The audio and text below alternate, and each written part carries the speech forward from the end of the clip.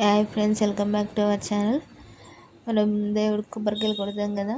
ఆ కొబ్బరి ఏం చేయాలి, ఆల్మోస్ట్ ఒక పచ్చడి చేస్తాం. ఇట్లా కొబ్బరి ముట్టలు చేసుకొని స్నాక్స్ లాగా బాగుంటుంది, టేస్ట్ కూడా మంచిగా ఉంటుంది. ఫస్ట్ ఒక మిక్సీ జార్లో కొడుకను అట్లా చిన్న చిన్న కట్ చేయండి. పచ్చి కొబ్బరి మిక్సీ జార్లో వేసుకొని కొత్తిమీర, పుదీనా, కరివేపాకు 3 మిక్సీలో వేసుకోండి. ఇట్నే ఒక స్పూన్ జీలకర్ర, ఒక 10 పచ్చిమిర్చి, నేను 2 చెక్కలు తీసుకున్న కొబ్బరి,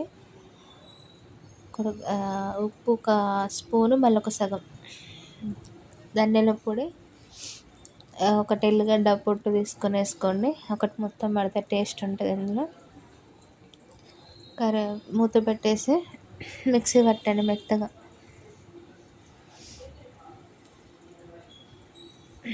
మిక్సీ పట్టి గిన్నెలకు తీసుకొని ఇట్లా మెత్తనే పట్టేసుకోండి. ఇందులోకి ఒక కప్పు శనగపిండి,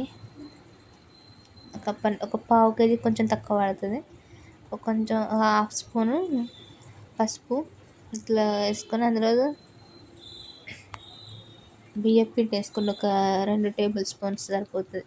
ఎందుకంటే క్రిస్పీగా వస్తాయి, పైకి లోపల స్మూత్గా ఉంటుంది.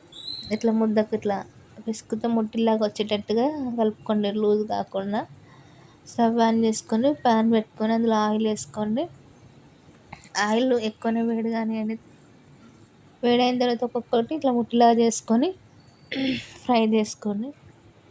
అన్నీ వేసేసుకోండి. ఇట్లా కొంచెం ఫస్ట్ కలపకండి, ఒక 5 సెకండ్స్ ఆగిన తర్వాత కొంచెం కిందకి ఇట్లా ఎర్రబడతాయి కదా, ఒక్కొక్కటి ఇట్లా తీసేసుకొని ఫ్రై చేసుకోండి. అన్నిటిని మొత్తం గోల్డ్ కలర్లో రావాలి, రెడ్ గోల్డ్లో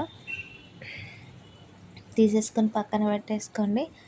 అట్లా ఏమేమి ముట్లు టిక్కాలా కూడా వేసుకోండి. ఇట్లా ఒక ముద్దను తీసుకొని అరచేతికి ఆయిల్ రాసుకొని ఇట్లా అప్పలాగా వచ్చేసుకొని ఆయిల్లో ఫ్రై చేసుకోండి. ఫ్రై చేయండి సేమ్ ఇప్పుడు చూపెట్టినట్టుగానే. వేడి బాగా అయిన తర్వాతకి సిమ్లో పెట్టి కాల్చుకోండి. అట్లయితే లోపల కూడా మంచిగా ఉడికిపోతుంది పిండి. టేస్ట్ అయితే మంచిగా బాగుంటుంది. ఇంకా పుదీనా ఫ్లేవర్ ఇట్లంతా ఈవినింగ్ స్నాక్స్కి అయితే చాలా బాగుంటుంది. ఇలాంటి చట్నీ కూడా అవసరం లేదు దీనికి, అట్లనే తినేయచ్చు. మీకు నచ్చినట్లయితే మన ఛానల్ లైక్, షేర్, కామెంట్ చేయండి, సబ్స్క్రైబ్ చేయండి. Thank you for watching. ఇట్లా చేయండి, ఎంత స్మూత్గా ఉన్నాయో చూడండి, మంచిగా. థ్యాంక్ యూ అండి, థ్యాంక్ యూ. సబ్స్క్రైబ్.